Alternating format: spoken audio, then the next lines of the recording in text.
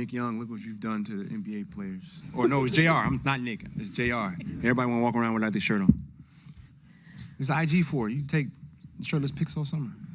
And a parade. Oh, that one for sure, JR. For sure. Absolutely. All right, we're going to start with Davide here on the left. Davide Chinellato with Gazzetta in Italy. Congrats, guys, for the win. Andrei, this is your 4th championship with this team. What makes this championship special more than the others? This one holds a lot of weight just because of, all the shots, each championship they threw at us, or particularly they threw at Steph, the finals MVP on the first one. And then, KD, probably best player in the world, trying to say that was unfair. And then you go a year where you win, they win 15 games. And then, last year, not being able to get to the playoffs. And for everything to come back together the way it did with me leaving and then coming back. And, different role, different capacity. And then having amazing teammates and a different set of, supporting cast. This guy right here was huge for us. Earned himself a big payday this summer. Really happy for him, Wiggins, Jordan Poole, the growth of those guys. But more than anything, Steph, I think he solidified himself today, as not even today, just his career as the best point guard of all time. Next question in the middle. This is Daniel Bell, BSO. This is for Garry. I saw the picture with you and your dad. First off, what does it mean to be able to bring another championship to the family? And then how special is it to be able to share that moment with your dad who played in this league? It's huge. It's crazy. Never would have thought, something like this would happen. And I think I got mine sooner than he got his. So, yeah, and I'm 1 for 1. So we're gonna try to keep it that way. But it's something to talk about, and I can get my stuff off against him now. So it's good. We'll go to Shane in the middle. Hey, Andrei. Shane Young with Ford Sports.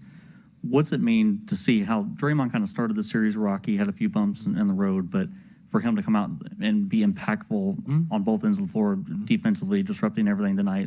What's his leadership been like for you all throughout this entire journey? Yeah, you talk about the fabric of this team throughout the last 8 years, and I've been saying this over and over. Those 3 guys have had this league in the chokehold, in the headlock for a good period of time. And you go historically, there aren't too many teams that have been able to do that. It's a handful. You had the Celtics, obviously, a few times, the Lakers, the Bulls.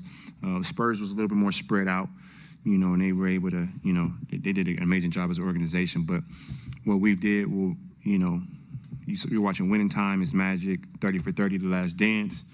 All those things stand the test of time, but it's only a few of those, and this falls right in line with that, and that's probably the most beautiful thing. And you need to have a certain type of fabric, and Draymond was, the balance between 2 guys who grew up in the NBA, when they aren't enamored by, the world we live in as professional athletes and the glitz and the glamour.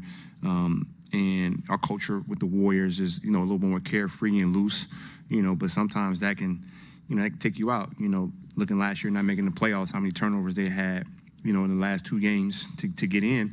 And I think Draymond's discipline, his hunger, his focus, his tenacity is a great balance to those 2 guys. So it's the yin and the yang, and he doesn't get enough credit for, his brain and the IQ he brings to the game of basketball. It's such a beautiful thing for him to.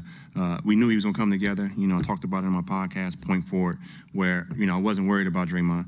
I think Game 4 they said he didn't play well. How many points he had Game 4? He had 2 points, 4 points, but he had 8. He had 8 points and he had 8 rebounds, 9 assists or something. He was a triple double without the points, and the guys had a triple double without points. How many times has that happened in NBA history? So he's brass and he is who he is. But when you need him, he shows up. And tonight, that triple double alert was right there, and just really happy for him and his future as the new media. The sky's the limit for him. Next question here in the middle. Mauro Bevacqua, Sky Sport, Italy. 7 years ago today, you won your very first championship. How much has stayed the same? How much has changed throughout this long journey? Well, if anything, the foundation is stayed the same, and it's a strong foundation And you hear about that. The foundation you build on determines the strength of the structure of the building. And like I said, with Steph, Clay, Draymond, what they've done in this league and the foundation they've been able to build, you got to give them a lot of credit. And in 100 years, you're going to be talking about some of the best players and teams and foundations. And those three guys, they did a template of how do you build championship pedigree. Next question, Maddie on the right. Garry, you were gonna apply for a video coordinator role at the beginning of the season. You were a fringe player for the last few years. I mean, to be here, be an NBA champion, how surreal is this moment for you? It's just crazy. Just a journey. It's been a big learning, experience for me, and I appreciate every moment I had, all the falls, just to, just help me build on, just sticking with it and just keep going. So I'm still speechless right now. It's just crazy right now. Dalton in the middle. Hey, Andrei, Dalton Johnson, NBC Sports Bay Area. You just said that Steph solidified himself as the best point guard of all time. People debate, greatest players ever, all that stuff. But when you think about the influence and the impact he's made on the game, would you put him up there on the Mount Rushmore of the NBA and for how he's going forward? 100%. And you talk about his size. You've never seen a guy his size dominate the league like this, and just to put the weight of everything on his shoulders throughout a final series. We all saw what he was doing to them boys. It was like, normally you get a guy that's a center, like an Akeem or a Shaq or Michael Jordan or Kobe Bryant, LeBron James. Those guys are 6'7" and taller, and they can get to their spots, they can shoot over guys. But the guy his height, who's vertically challenged, they would say, you saw it. We all saw it. It was just incredible. He had a pull up in the third quarter from deep. He had a look away three. Pardon my back three. He'd shoot it and walk away. I mean, that's just probably my favorite part of one of the favorite parts of my career from being drafted, playing Olympics and all these things, is just to see that talent like that. And I've said it time and time again. We're getting away from the appreciating. I call them gods, but that very unique talent, generational talents, because we're so close to them, we don't appreciate them as much. And when he's gone, we're really going to miss him and forget, how much of an impact, not just on, the Warriors or the NBA, but on the entire globe. He made the world move. Thank you, guys.